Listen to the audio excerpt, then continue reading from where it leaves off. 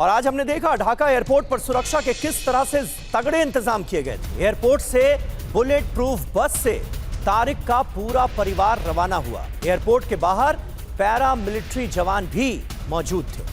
ये तस्वीरें आप देखिए किस तरह से एयरपोर्ट के लाउंज में पहले उन्होंने कुछ अपने खास लोगों के साथ मुलाकात की और उसके बाद इस बुलेट प्रूफ बस में उनका परिवार सवार होकर ढाका की सड़कों पर निकला।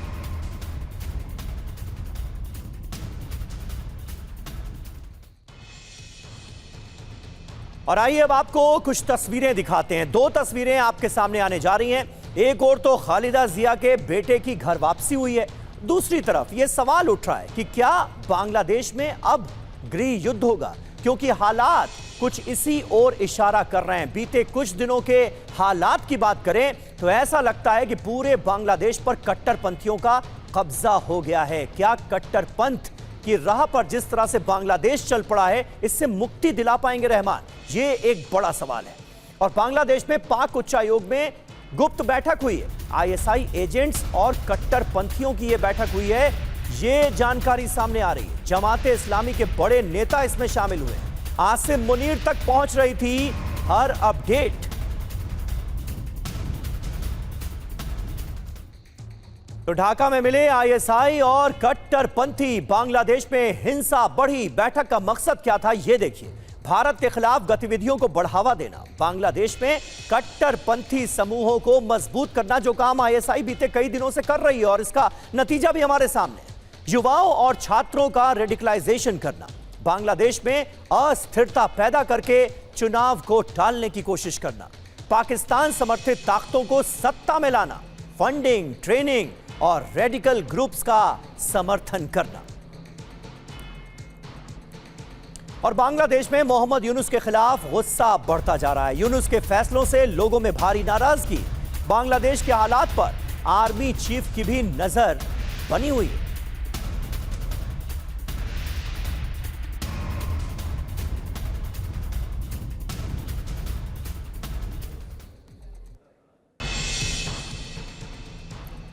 तो देखिए, इन सारी खबरों से एक सवाल उठता है कि क्या यूनुस की विदाई का वक्त आ गया है? देश में अल्पसंख्यकों के खिलाफ हिंसा बढ़ी।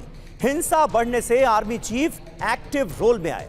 यूनुस के खिलाफ बढ़ते गुस्से का वो फायदा उठा सकते हैं। वकार उस जमान सत्ता की कमान संभाल सकते हैं, ये आसार भी नजर आ रहे हैं। वकार को दूसरे देशों का समर्थन भी मिल सकता है। यानी बांग्लादेश में इस वक्त बहुत कुछ चल रहा है और यूनुस सरकार के खिलाफ बड़े आंदोलन की भी तैयारी की जा रही है। एक दो दिन में यूनुस के खिलाफ आंदोलन संभव है।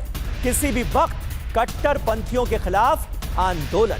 बांग्लादेश के पत्रकार शोएब चौधरी की तरफ से यह बड़ा दावा किया गया है। पुलिस आएगा, आर्मी भी क्रैकडाउन में आ रहा है और मैं आपको ये कंफर्म करता हूं, 2 दिन में आप देखेंगे बांग्लादेश की सड़कों में करोड़ लोग आ जाएगा। कल से शुरू हो जाएगा, लाखों लोग सड़कों में आएगा against Yunus, against Pakistani ISI, against Pakistan and against Pakistan के जितने दलाल है बांग्लादेश। और अहम खबर आ रही है मोहम्मद यूनुस के खिलाफ बांग्लादेश पुलिस में 2 फाड़। पुलिस का एक गुट यूनुस की नीतियों के खिलाफ हो गया है। जिहादियों पर बड़े क्रैकडाउन की तैयारी में है पुलिस। बड़े जिहादी नेताओं की गिरफ्तारी संभव है। पुलिस को बांग्लादेश की आर्मी का भी साथ मिल गया है।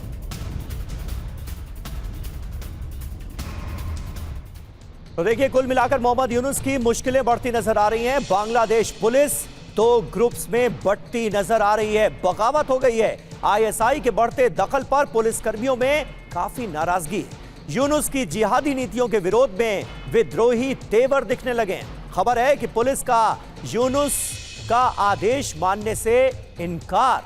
जी हां, पुलिस ने आदेश मानने से इनकार कर दिया है मोहम्मद यूनुस का, यह भी खबर आ रही है। अब एक्शन क्या हुआ है? लश्कर एजेंट अताउर रहमान बिक्रमपुरी की गिरफ्तारी हो गई है। यूनुस के आदेश के खिलाफ अताउर रहमान को गिरफ्तार किया गया है। यानी यूनुस ये नहीं चाहते थे कि अताउर रहमान को गिरफ्तार किया जाए। अब आगे क्या होगा?